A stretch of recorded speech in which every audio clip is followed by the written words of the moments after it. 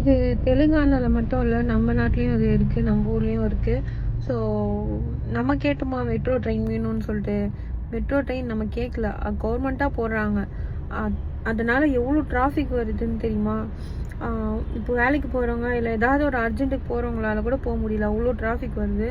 So எனக்கு தெரிஞ்சு metro கட்டுறதுக்கு பதில் இருக்கிற ரோடை வந்து கொஞ்சம் சரி செஞ்சு அழகாக பண்ணாலே இந்த டிராஃபிக் இதெல்லாம் இருக்கவே இருக்காது. அவங்க கொஞ்சம் சேஃப்டியாக போவாங்க.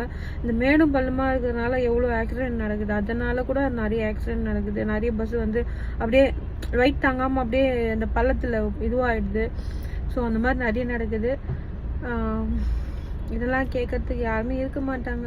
நம்ம வந்து ஒரு வாயில்லாத ஜீவனுக்கு ஒரு வீடியோ போட்டால் அது வந்து கேட்கறதுக்கு நிறைய பேர் வந்து கமெண்ட்டில் வந்து உங்களை கடிச்சா தெரியும், உங்களை இது பண்ணால் தெரியும் அப்படின்னு பேசுறது தான் ஆள் இருப்பாங்களே தவிர இதை கேட்கறதுக்குலாம் ஆள் இருக்க மாட்டாங்க. நம்ம தான் வந்து இந்த மாதிரி வீடியோ போட்டு கத்தின்னு இருக்கணும். பரவாயில்ல, நம்ம கத்துறதும் கேட்கறதுக்கு ஒரு 4 பேர் இருக்காங்களா, அதை நினச்சி சந்தோஷமாக தான் இருக்குது. அந்த விஷயம் மாறுமா மாறாதான்னு நமக்கு தெரியாது. ஆனால் நம்மளால் முடிஞ்சது ஒரு வீடியோ க்ரியேட் பண்ணி போகிறது, நமக்கு தோன்றதை நம்ம பேசுறது. அது இந்த மாதிரி பேசி வீடியோ க்ரியேட் பண்ணி போடுறதுக்கு தைரியம் இல்லாதவங்க நிறைய பேர் இருக்கிறாங்க. நம்மளால் இதுவாது முடியுது அப்படின்னு ஒரு சந்தோஷமாக தான் இருக்குது. ஸோ நீங்கள் சொல்லுங்கள், உங்களுக்கு மெட்ரோ வேணுமா இல்லை ரோடு வந்து சரி பண்ணணுமா அப்படின்றத கமெண்ட்டில் சொல்லுங்கள்.